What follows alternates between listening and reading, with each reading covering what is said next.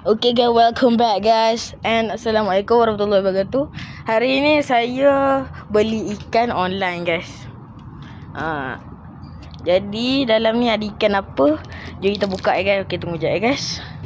Sebenarnya saya nak beli stiker ikannya, tapi dia kata ada free gift ikan. Dia kata ikan tu pula ikan predator. Okay guys, ini dia ikannya.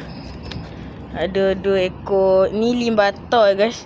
Sebenarnya saya order satu je guys ni. Tengok ni. Dia bagi 2. Malak gila lah. Okay, jadi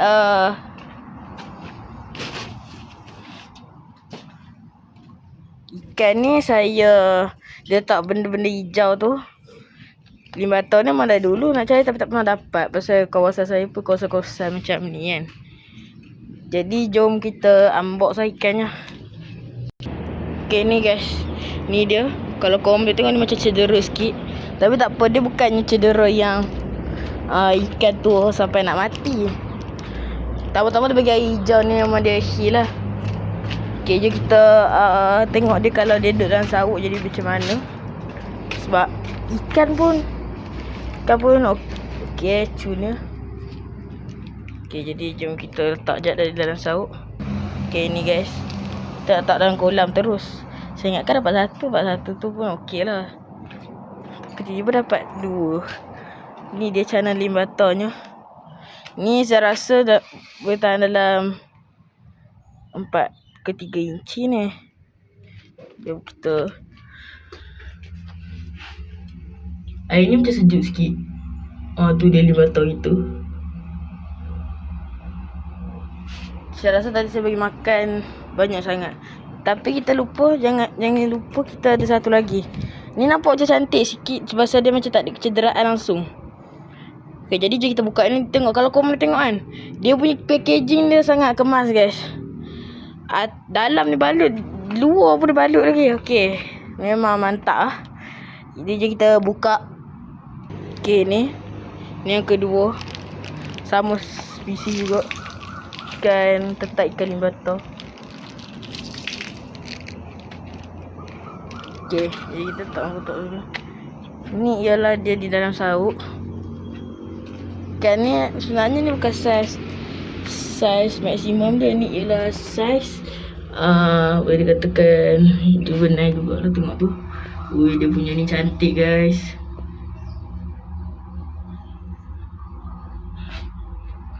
Tu tengok tu. Ni mungkin dalam 3 inci lebih. Sekarang kita masukkan dia dalam kolam. Sebenarnya dah banyak, bukanlah boleh dikatakan atas pada 2 spesies jugalah ikan yang ada dalam saya punya ni, dalam kolam. Allah Akbar. Jatuh pula ni guys. Okay, ni dia guys. Kau tengok tu. Dia tahan cantik juga guys.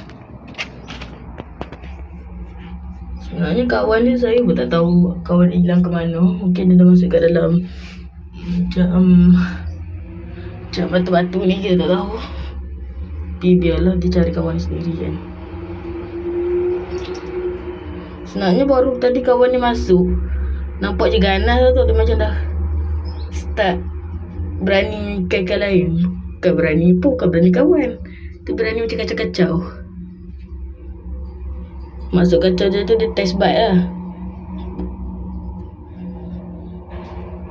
Ikan ni juga dia menyurut dalam lumpur. Okay, ni jadi ni lah ikan saya. Saya dapat campur macam ikan dah ni. Ada cana limbata dalam ni 2 ekor. Lampam dalam ni 3 ekor. Lampam maksud saya tu lampam platinum lah. Anak temoleh dalam ni 2 ekor. Anak flower horn dalam ni 2 ekor. Anak talapia tak tahu berapa. Lepas tu apa dia tak lagi. Ada 3 ekor anak jelawat. Ada 1 udang galah. 2 ekor ikan sepat siam ataupun lebih dikenali dengan sepat benua ya guys. Ni jadi sebenarnya tadi saya bagi makan tapi tak habis pula. Jadi Sebenarnya saya nak bagi tahu juga korang kenapa sebelum ni kolam secepat kotor. Tapi sejak saya buat bumbung ni, dia jadi lambat. Sebenarnya ini penjelasan dia sebab bila cahaya matahari masuk ke dalam kolam, dia bagi contoh macam amonia cepat membiak. Ni macam amonia ni dia macam sejenis benda yang boleh membahayakan ikan lah.